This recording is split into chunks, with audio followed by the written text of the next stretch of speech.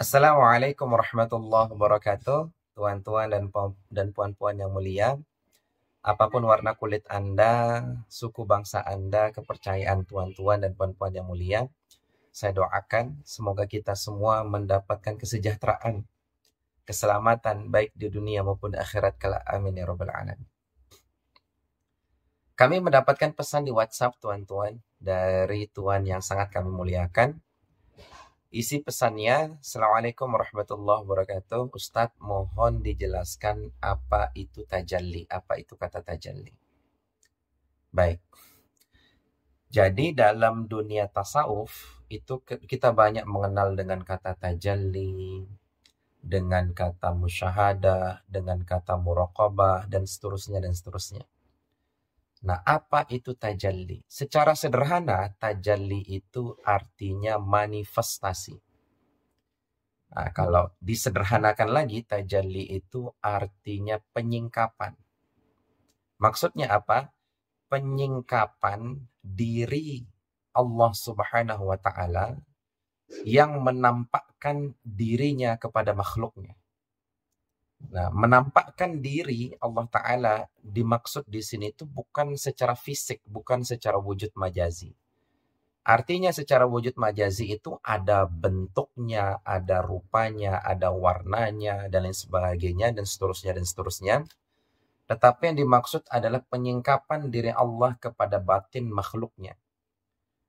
Jadi seseorang yang sudah mencapai tingkatan batin tertentu, dia bisa memandang Allah Subhanahu wa Ta'ala.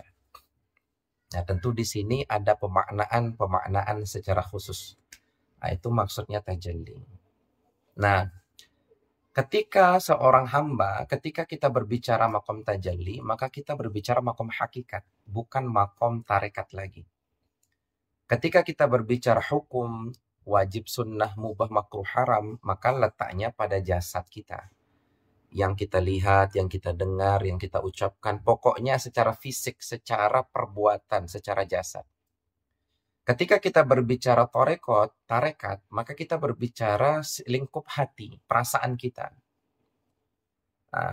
Apakah di sana ada penyakit-penyakit hati seperti iri, dengki, sombong, takabur, ingin dipuji, tergoda, terperdaya, dan seterusnya, dan seterusnya.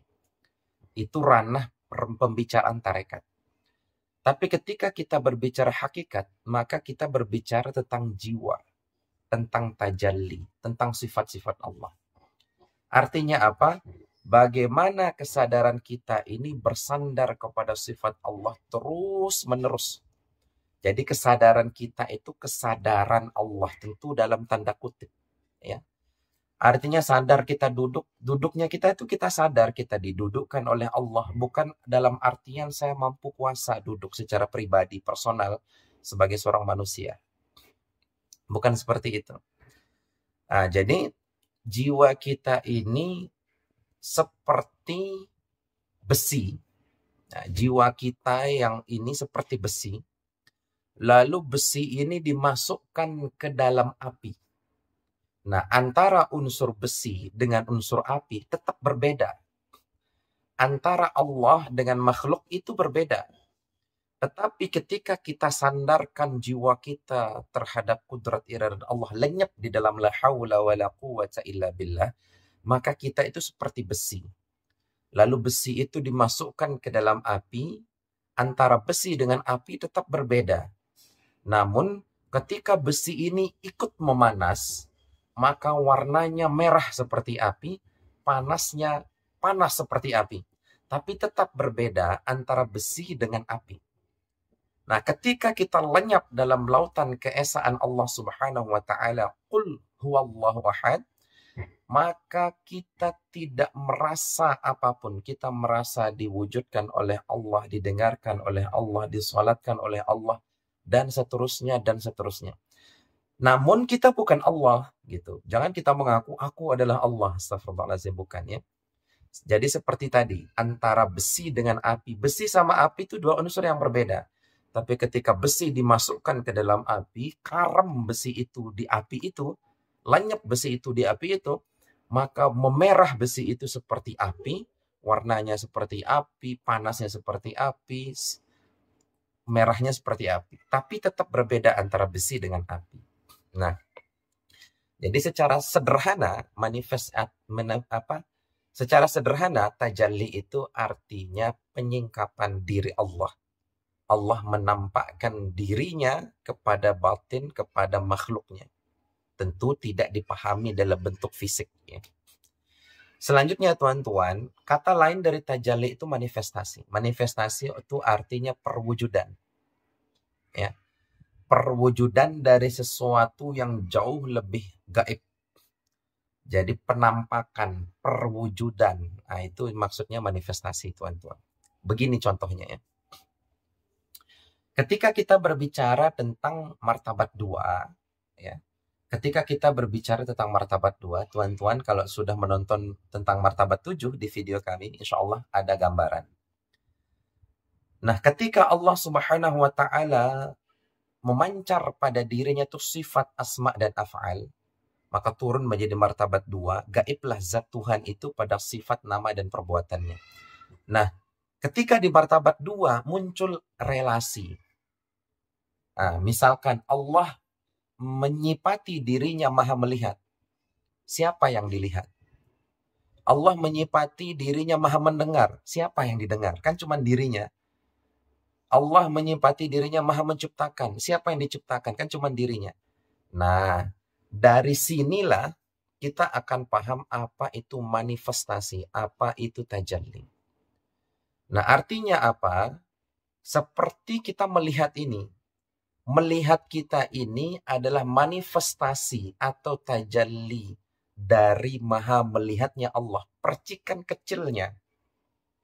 Jadi apa itu melihat? Ya ini melihat.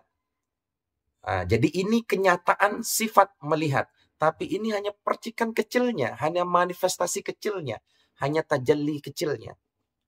Dibanding dengan maha melihatnya Allah Subhanahu wa Ta'ala. Tapi kita paham ada gambaran, ada perwujudan, ada manifestasi. Ini namanya melihat gitu. Ini gambaran kecil, gambaran sebutir debu dari maha melihatnya Allah. Sama seperti mendengar. Nah, jadi dalam istilah kita belajar ilmu dalam, kita akan mengenal istilah rukun 13. 4 datang dari ibu, 4 datang dari ayah, 5 datang langsung dari Allah. Nah, nanti tuan-tuan bisa nonton lagi video-video kami sebelum. Nah, jadi manifestasi seperti itu. Nah, maha melihat. Maha melihat ini kan kita nggak paham karena nggak ada wujudnya. Nggak ada wujudnya.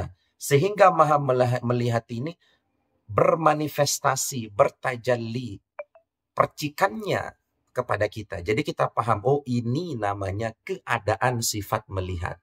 Ini keadaan sifat mendengar. Ini keadaan sifat berkata-kata.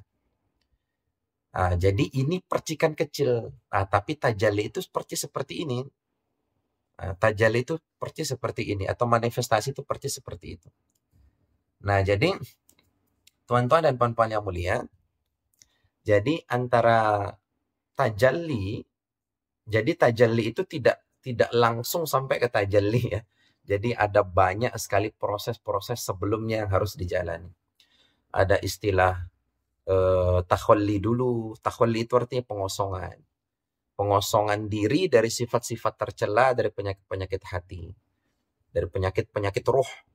Nah, setelah bersih pengosongan diri masuk ke tahalli. Tahalli itu memasukkan sifat-sifat baik. Setelah masuk sifat-sifat baik sampai kita berakhlak kalau bisa seperti Nabi Muhammad SAW. Nah, setelah kita mengisi dengan perbuatan-perbuatan baik, akhlak-akhlak yang baik, baru kita bersandar kepada sifat Allah, bertajalli, begitu.